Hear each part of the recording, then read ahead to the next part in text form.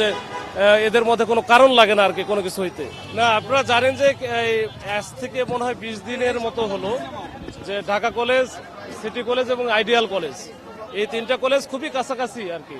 এই ক্যাম্পাসও খুব কাছাকাছি অবস্থানে হওয়ার কারণে প্রায়ই ওদের মধ্যে কিন্তু ঝামেলা হতে হয় এবং এটা একেবারে চরম পর্যায়ে চলে যায়। তো এইটার গুরুত্ব অনুধাবন করে আমরা এই তিন কলেজের প্রিন্সিপালের সাথে বহুবার বসেছি, ছাত্রদের সাথেও আলাদা আলাদা করে বসেছি, কিন্তু আসলে কাজ হয় না।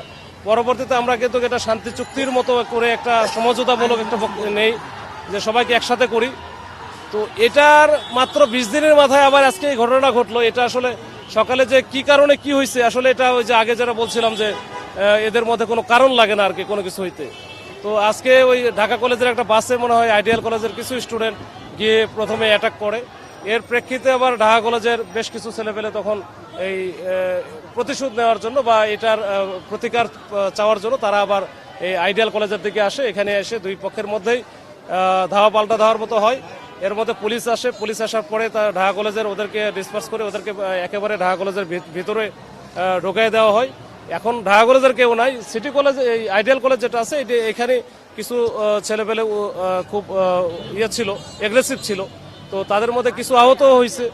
এখন এটা আমরা কথা বলেছি ওদের সাথে, এই আইডিয়াল কলেজের প্রিন্সিপাল সহ আমরা সবাই মিলে এই যারা বিক্ষুব্ধ ছাত্র আছে তাদের সাথে কথা বলেছি, তাদেরকে চেষ্টা করেছি তাদের এই রাগ ক্রোধ বা এটা কমানোর জন্য।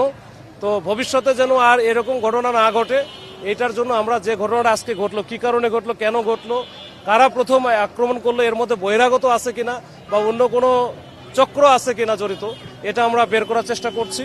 এর জন্য আমি আইডিয়াল কলেজের প্রশাসন থেকে শুরু করে সকলকেই বলেছি যে আমাদের এই সংক্রান্তে কোনো রকম যদি কোনো ক্লু এভিডেন্স বা থাকে তাহলে আমাদেরকে প্রোভাইড করতে, আমরা এই বিষয়গুলো তদন্ত করে যেন ভবিষ্যতে আর এরকম ঘটনা না ঘটে সেটার জন্য আমরা তৎপর থাকবো। যে ছেলেটার ছবি আসলে দেখাচ্ছে এই ছবিটা মনে হয় আরো কয়েকদিন আগে, হ্যাঁ, ওরা বলতেছে যে এটা শাহবাগ বা ওই এলাকায় এটা ঘটনা ঘটছে আরো কয়েকদিন আগে। সেই ছেলেটা এখানকার স্টুডেন্ট না, আগে এক সময় ছিল, বর্তমানে মনে হয় তেজগাঁ কলেজের স্টুডেন্ট। তো সেটাও আমরা দেখবো। আসলে এই বিষয়টা আমাদের নলেজেই নাই, এটা আমরা এখন শুনলাম। এখন পরিস্থিতি কি? সবশেষ পরিস্থিতি এখন পরিস্থিতি শান্ত। ওই যে ঢাকা কলেজ তো এখন নাই, এখন ওই আইডিয়াল কলেজে যারা ছিল বাইরে ছিল, এরা আপনারা দেখছেন যে ভিতরে ঢুকে গেছে।